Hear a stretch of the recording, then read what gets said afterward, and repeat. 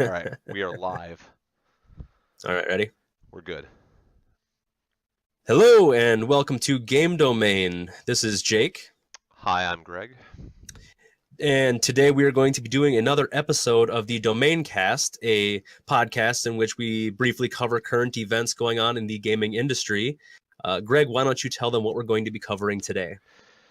Well, a couple days ago, Nintendo decided to troll the entire internet community by consequently not announcing a Nintendo Direct, for which was kind of unusual. Some hints and information was being dropped across the internet about possible new game announcements.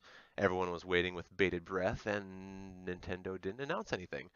Well, fast forward to the 11th, last Thursday, and Nintendo out of nowhere just kind of wakes up early in the morning and says, "Oh, guys, by the way, go check out YouTube. We have a 15-minute little YouTube, what do they call it? Nintendo Direct Mini, just showcasing a couple new games coming." And well, by a couple little games, they dropped about, I don't know, 7, 8 different new Yeah, announcements, which were I don't know, some pretty small, some pretty decent sized. It wasn't yeah, definitely wasn't, despite being called a mini, I was expecting, like, oh guys, by the way, here's the new Animal Crossing or something. Not oh, by the way, guys, all the games from the Wii U that you liked, well, they're coming to the Switch now, which, hey, yeah. I'm all for that. I was a pretty big fan of the Wii U. May it rest in peace forever. And then after the Switch came out and I finally got on board with it, I was a little happy to hear that they were bringing some games over. And at this point, they should pretty much port the entire library, in my opinion. And we could be sitting in a pretty good second age of Nintendo, like golden age going on there. Well, that's so. Okay, I was watching, and like obviously, like you pointed out, mini is a bit of an understatement considering how many bases they covered. Right. Um, when I think about Nintendo, I think about Pokemon, I think about Kirby, I think about Zelda, I think about Mario. Um, and so they've released that there's an update for the Pokken tournament. There's an update for Kirby. They teased the Kirby Battle Royale demo that's up now. Although I think probably by the end of this week the game comes out. Correct. They said Hyrule Warriors is coming to the Switch now. Mario has a new tennis game called Tennis Aces, and then Odyssey has an update coming with a new balloon. What do they call it? Balloon World is the new mode. Correct. Which honestly, I mean, just to take a quick second on that, like Odyssey was already a pretty good solid package. It's not like one of those Mm-hmm. games like a lot of other companies nowadays. They put out like half a game when it comes out at launch, and then, oh, if you want the rest, you gotta buy the $30 season pass. I mean, Odyssey was Not one of naming those. names. Well, no, no, we don't wanna throw shade at competitors or anything, but of course, Odyssey pretty universally loved, pretty solid, and then they decide, oh yeah, you want some updates for that? I actually was thinking about it. I'm like, I'd love to have some, paid DLC. That's one of those games you could add on a couple new worlds, and Mm-hmm. I mean, Mm-hmm. hey, why not? It's Mario. It's not like it's gonna like break anything. And instead, Nintendo's like, hey, you want some updates, some new content? Oh, and how about we make it for free? It's like, Yeah. oh, okay. Yeah. I'm I mean, I'm not gonna complain. hats off to Nintendo for I, I hats. I well see. I see what you did there. Yeah, I get it. oh, hats off. Yeah. Yeah, that was totally intentional. Oh, Totally oh yeah. intentional. I, I am Mr. I Nintendo honestly is bummed paying out I did your bank right intentionally. there. They're actually like paying you in golden hats right now, right? That was a missed opportunity to really ham that up. Okay.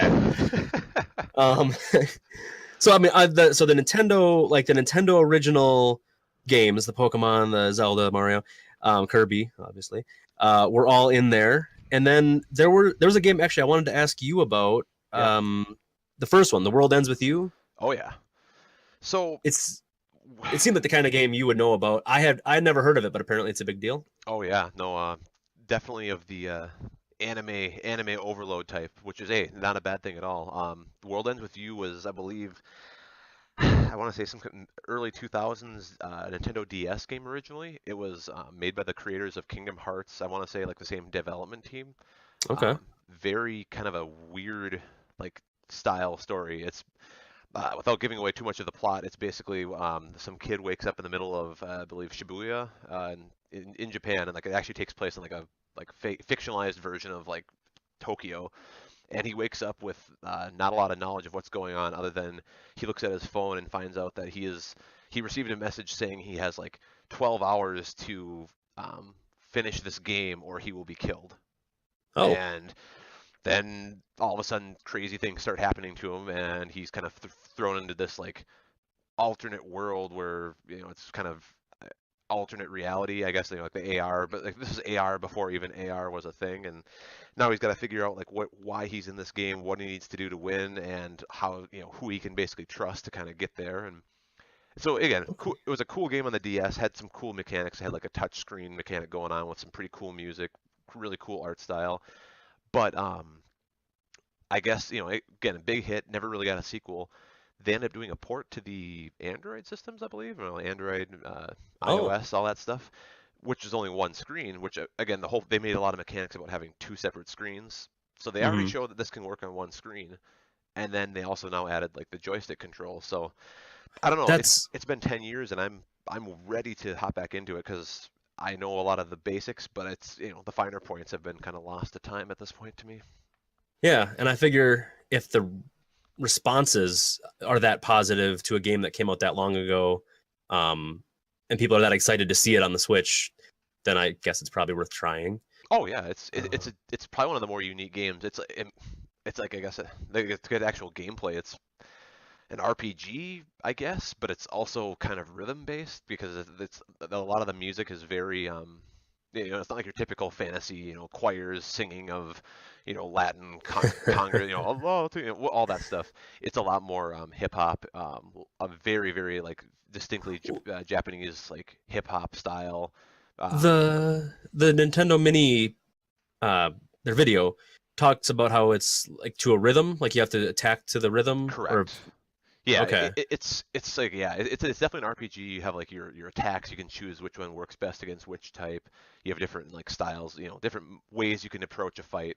But at the end of it, I mean, if I remember correctly, like almost every single attack had its own like unique like either timing or rhythm component to make it like each song it has a different BPM, different beats, and you have to make sure like if you want to get the highest scores in each fight or even survive the fights, you have to make sure both the music and like what mechanic is going on, which is again kind of cool. A little mixture of RPG and music, all infused into a little nice package with a little bit of style on top of it. It's I don't know, one of the more unique games that have come out in the past 10 years, and it's again, well, I guess it shows because I really can't even think of a game similar to kind of describe some of the mechanics. I mean, well, I was gonna say it sounds to me like Final Fantasy and Parappa the Rappa. yeah, actually, I mean that's probably one of the more apt comparisons you could think of.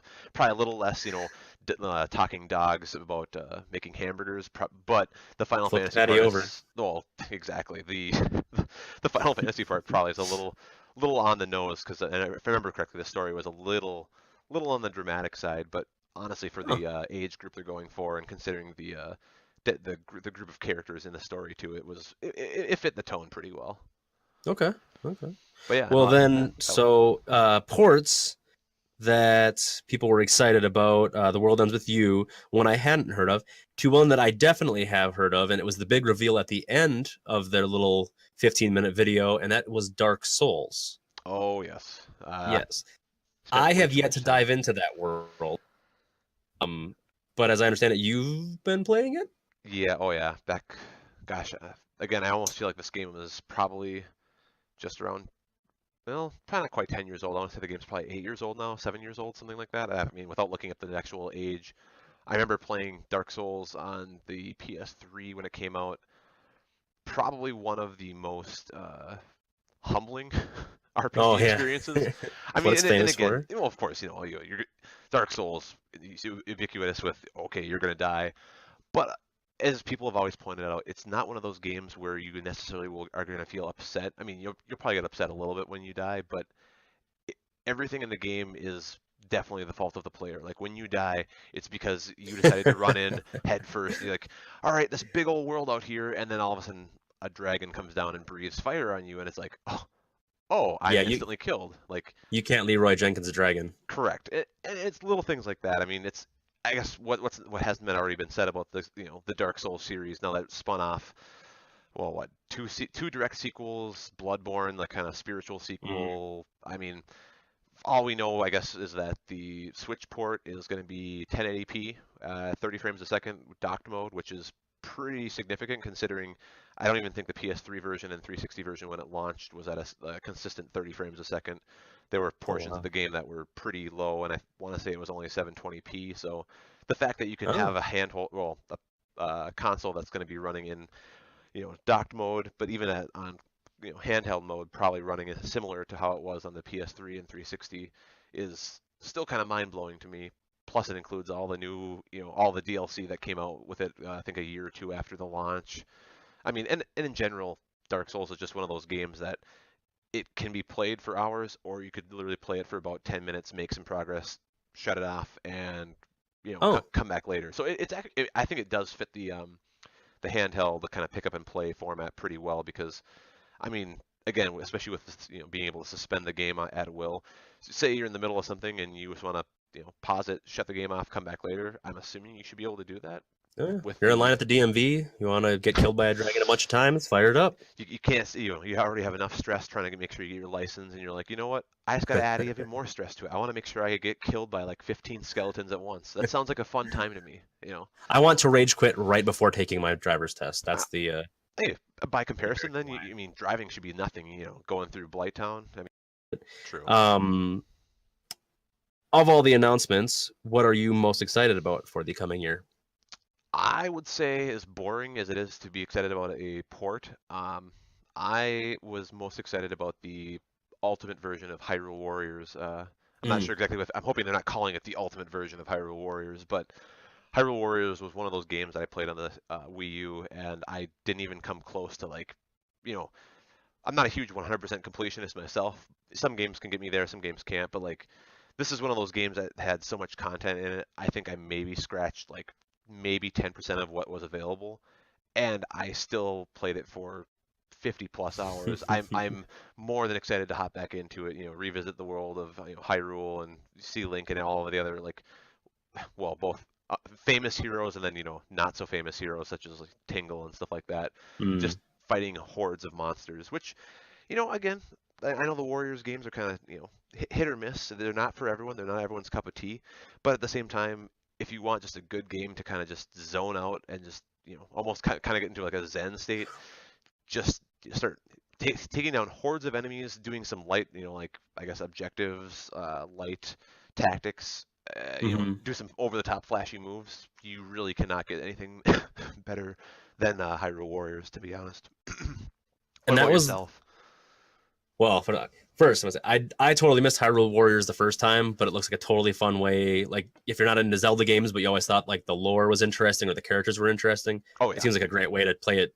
A totally different style of game. Oh, absolutely. Um, and for me, if you thought yours was lame because it was a port, mine that I'm really psyched about is the Mario Tennis Aces. Um, I was in love with Wii Sports Tennis, Wii Sports Resorts Table Tennis. Um, I don't know what it is. I love Nintendo tennis based games.